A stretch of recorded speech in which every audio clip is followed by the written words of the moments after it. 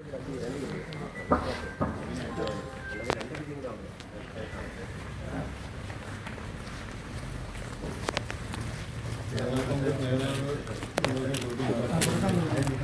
Minute.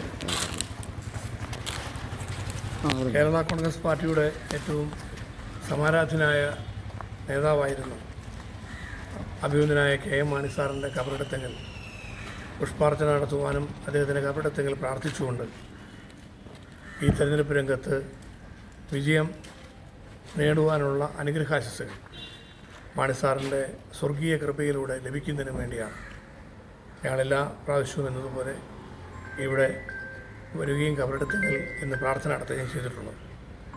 UDFൻ്റെ ഏറ്റവും സമുന്നത നേതാക്കളായിരുന്ന അഭിനന്ദനായ മുൻ മുഖ്യമന്ത്രി ഉമ്മൻചാണ്ടി സാറിൻ്റെ കബറിടത്തെങ്കിൽ കേരള കോൺഗ്രസ് പാർട്ടിയുടെ സ്ഥാനാർത്ഥികളെല്ലാവരും party chairman Shri PJ Joseph sir പ്രഖ്യാപിച്ച 8 സ്ഥാനാർത്ഥികൾ ഇന്നലെ രാവിലെ അദ്ദേഹത്തിൻ്റെ കബറിടത്തെങ്കിലെത്തി ശ്രീ ചാണ്ടി ഉമ്മൻ MLAയോടൊപ്പം ഉമ്മൻചാണ്ടി സാറിൻ്റെ സഹധർമ്മിണി മറിയാമ്മ ഉമ്മനോടൊപ്പം ഉമ്മൻചാണ്ടിയോടൊപ്പം ഞങ്ങൾ പുഷ്പാർച്ചന നടത്തുകയും പ്രാർത്ഥിക്കുകയും ചെയ്തിരുന്നു.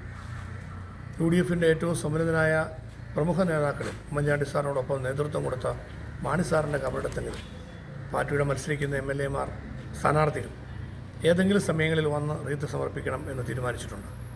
അതിൻ്റെ ഭാഗമായി ബഹുമാനപ്പെട്ട KM മാണി സാറിൻ്റെ കബറിടത്തെങ്കിലും ഇന്ന് പാലായിലെയും വിവിധ സമീപ പ്രദേശങ്ങളിലെയും കേരള കോൺഗ്രസ് പാർട്ടിയുടെ സമുന്നതരായ നേതാക്കളുടെ സാന്നിധ്യത്തിൽ അവരോടൊപ്പം ഇന്ന് ഇവിടെ വരികയും റീത്ത് സമർപ്പിച്ച് പ്രാർത്ഥിക്കുകയും ചെയ്തിരിക്കുകയാണ്.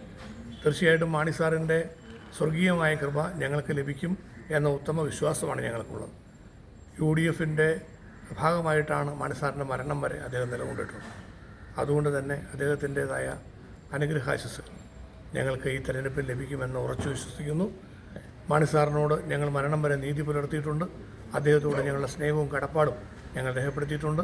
ആ നിലയിൽ തന്നെ മാണി സാറിൻ്റെ കബറിടത്തെങ്കിലും പ്രാർത്ഥന നടത്തി അനുഗ്രഹാശസ്സുകൾ യാചിച്ചുകൊണ്ട് തെരഞ്ഞെടുപ്പ് രംഗത്തേക്ക് കടക്കുകയാണ്. ഈ തെരഞ്ഞെടുപ്പിൽ UDFന് തിളക്കമാർന്ന വിജയം കേരളമൊട്ടാകെ ഉണ്ടാകും. ആ പോരാട്ടത്തിൽ തീർച്ചയായിട്ടും ഞങ്ങൾക്കൊക്കെ ഒരു വിജയം ലഭിക്കുവാനുള്ള കൃപയ്ക്കായി പ്രാർത്ഥിച്ചുകൊണ്ടാണ് മുന്നോട്ട് പോകുന്നത്.